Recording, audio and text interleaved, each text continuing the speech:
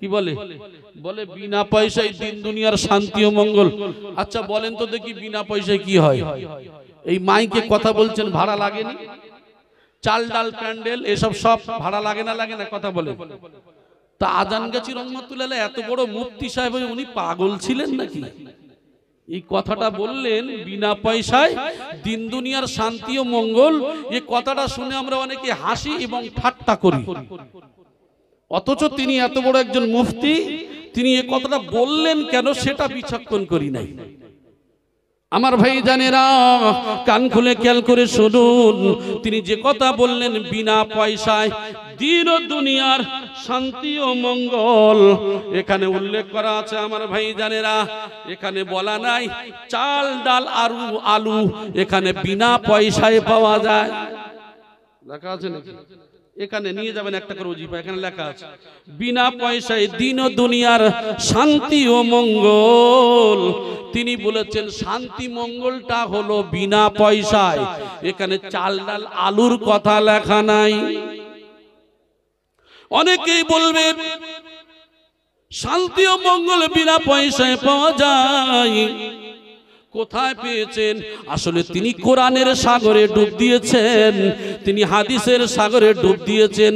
আল্লাহর কোরআন বলছে আলা বিযিকরিল্লাহি তাতমাইন্নুল কুলুব। আল্লাহর জিকির, আল্লাহর স্মরণ, কোরআন তেলাওয়াতের মধ্যে রয়েছে শান্তি। একবার জোরে বলি সুবহানাল্লাহ। শান্তি যদি থাকতো, লক্ষ টাকার মালিক, কোটি টাকার মালিক স্বামী দক্ষিণ দিকে শুয়ে ঘুমায় আর তার বিবি উত্তর দিকে ফিরে ঘুমায়। 100-র ভিতরে 90% ফ্যামিলিতে গন্ডগোল আর ঝগড়া, স্বামী স্ত্রীর ঝগড়া আর বিবাদ আছে না নাই? কথা বলেন। আরে টাকায় যদি শান্তি পাওয়া যেত তাহলে ফ্যামিলির মধ্যে টাকার মালিক, কোটি কোটি টাকার মালিক অশান্তি কেন বিরাজ করে? সূরা মারিয়ামের 95 নম্বর আয়াত। আমি আরবি বেশি পড়তে চাচ্ছি না, একটু বাংলাগুলো শুনিয়ে দিই। আল্লাহর কোরআন জানিয়ে দিচ্ছে, ও বিশ্বের মানুষেরা, তোমরা যত মৌলানার কাছে যাও, তোমরা যত হুজুরের কাছে যাও, তোমরা যত তাবিজ কবজ করো না কেন, আমি আল্লাহ যদি আমার না ডাকো, আমার প্রতি ঈমান যদি না আনো, ভালোবাসা স্থাপন করার মালিক আমি আল্লাহ।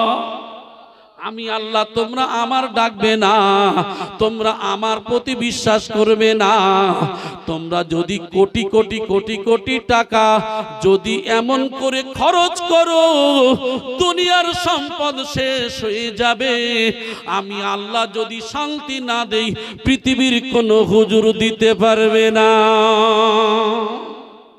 ও আমার সোনার ভাইরা, তাই তো তিনি লিখলেন বিনা পয়সায় দিন দুনিয়ার শান্তি ও মঙ্গল।